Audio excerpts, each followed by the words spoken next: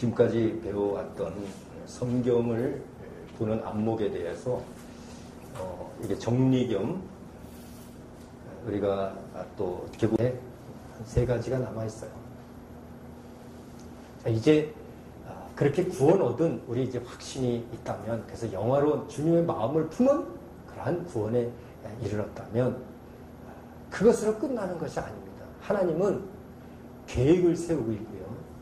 그 계획대로 하나님의 사람들이 살아가기를 원합니다. 구원을 얻었다고 해서 이제 구원 얻었으니까 됐다 그러고 하나님은 내버려 두시는 것이 아니라 그 구원 얻은 자들을 통해서 하나님의 그 남은 일들을 행하기를 원하는 거예요. 그래서 그 구원 얻은 자들을 통해서 핍박당하지 않고 또 하나님의 일을 온전히 할 수 있도록 그 모임을 하나님께서 원하시는 거예요. 그 모임을 우리는 교회라고 그러죠. 교회. 그래서 이 교회, 우리가 이 시대의 교회를 이루어야 하는데 참 교회가 얼마나 있을까 하는 거죠. 교회라는 의미는요, 어떻게 보면 예수께서 그 12제자를 모아놓고 거기서부터 시작됐다고 볼 수 있는데 12제자와 함께 항상 모일 때마다 하신 적이 있어요. 모일 때마다 무엇을 하셨나? 떡을 떼셨어요. 그리고 십자가에 못 박히려고 이제 가실 때에도 마지막 만찬을 나누셨어요. 떡과 잔을 나누셨죠. 이것이 이 시대의 성찬이라는 교회의 예식으로 이어진 것입니다. 자, 이 성찬이 교회에 있어서 가장 중요한 것인데 왜 성찬이 중요할까? 떡을 떼고 잔을 마실 때 이 떡은 하나의 떡이요, 이 잔은 한 잔이었어요. 그래서 이것을 이제 연구하다 보면 우리는 이제 성찬 할 때 이 포도즙을 이렇게 쭉 여러 잔에서 한 잔씩 이렇게 마시잖아요. 근데 이 초기에는요, 그렇게 하지 않았어요. 한 그릇에 하나에다가 이렇게 찍어서 먹기도 하고 또 시대가 지나면서 이 큰 포도주 잔을 돌리면서 이렇게 같이 한 입씩 이렇게 마시는 그런 예식을 했었어요. 이제 이 시대는 또 이렇게 분화돼서 이렇게 하잖아요. 그것은 뭘 얘기하냐면 우리는 한 음식을 먹었다. 교회는 한 음식을 먹었다. 다시 말해서 한 식구다. 한 식구다. 교회는 한 식구다. 그래서 사람이 많지만 입은 많지만 한 식구다 하는 것은 한 음식을 먹었다. 그것처럼 교회는 예수 그리스도의 피와 살을 먹은 자들이에요.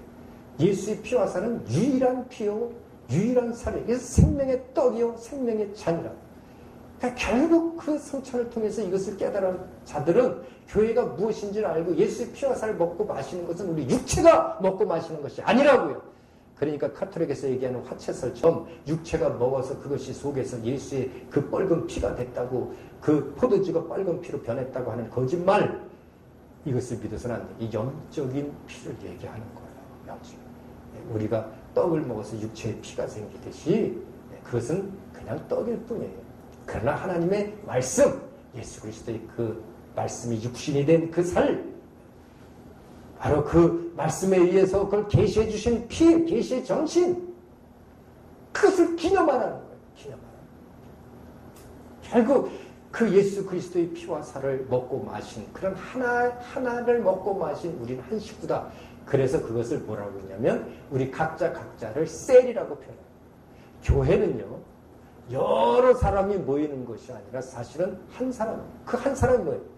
인간, 겉사람이 여러 사람이 모인 것이지 영은 한 사람인 것이에요. 그것이 예수라고요. 그래서 교회는 몸이 하나, 믿음도 하나요, 세례도 하나요, 주님도 하나님. 교회는 10개인가요? 교회도 하나. 근데 교회가 어떻게 서로 경쟁하죠? 네 교회, 내 교회 경쟁하죠? 이 교회 가면 왜 내 성도 뺏어갔냐고 막 달려오는 사람도 봤어요. 잘못 가르쳐서 왔는데, 잘 가르치는데, 진리대로 찾아왔는데 왜 진리대로 끌고 가냐고. 이단들이 그런 거 많이 하죠. 이게 뭐예요? 경쟁이 아니에요.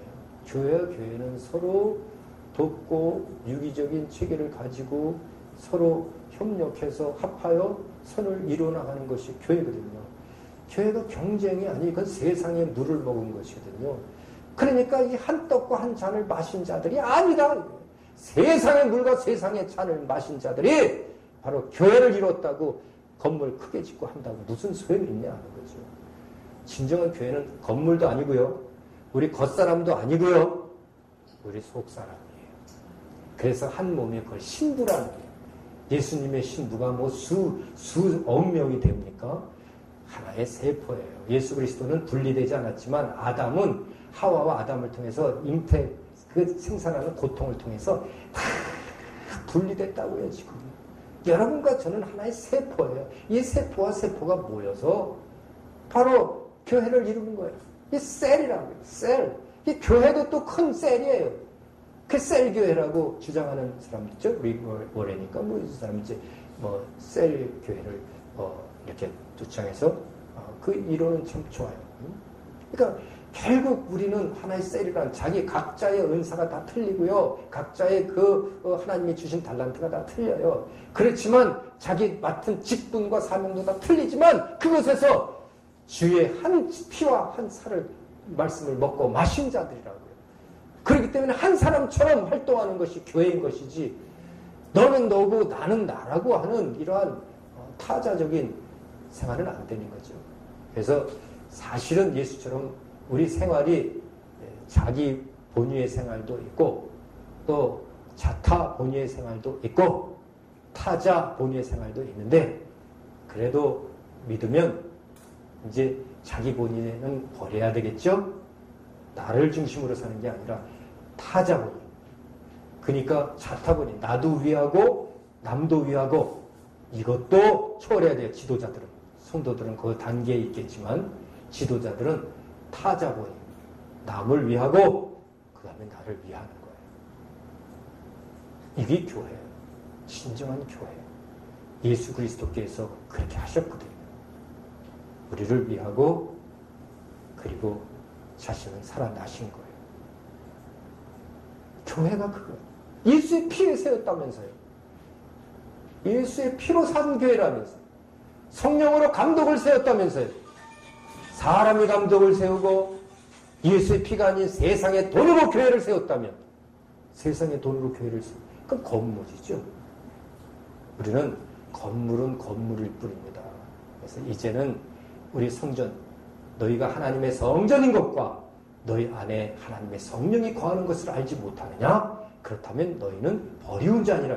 우리 속사람이 성전이 예수 보혜사 성령은 우리 겉사람에 들어오는 게 아니라고 그랬죠. 내 신경이나 인격에 들어오는 것도 아니라고 그랬죠. 바로 우리 영혼의 성전이라고요.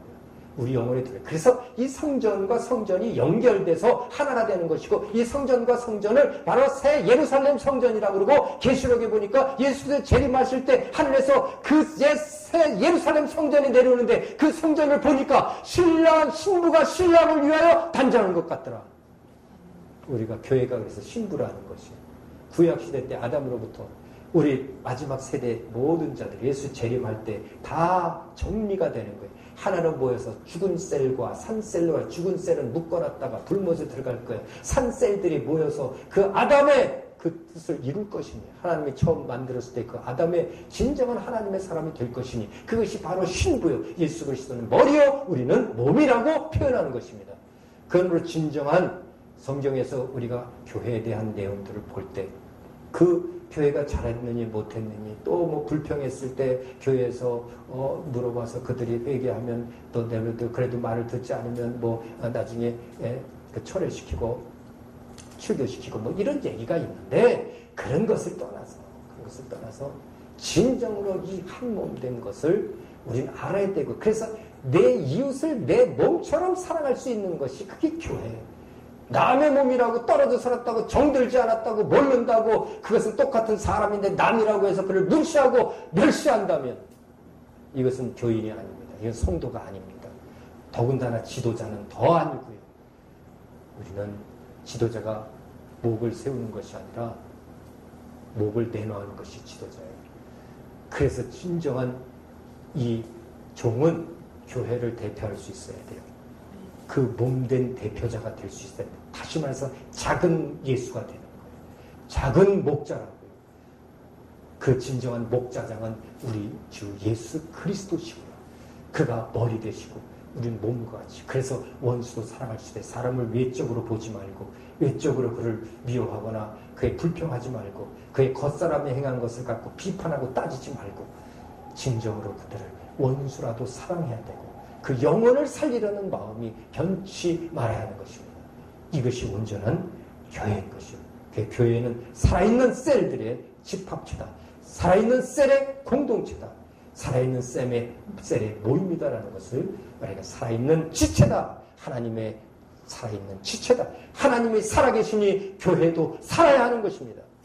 그렇게 우리는 교회를 유지해가는 것이에요. 그래서 결국 교회는 그러한 건물이나 겉사람의 유형이 아니다. 이 겉사람도 보이잖아요. 그러니까 유형이에요. 이 사람이 뭐 성전이라고 그러는데 이 겉사람도 성전이 아니에요.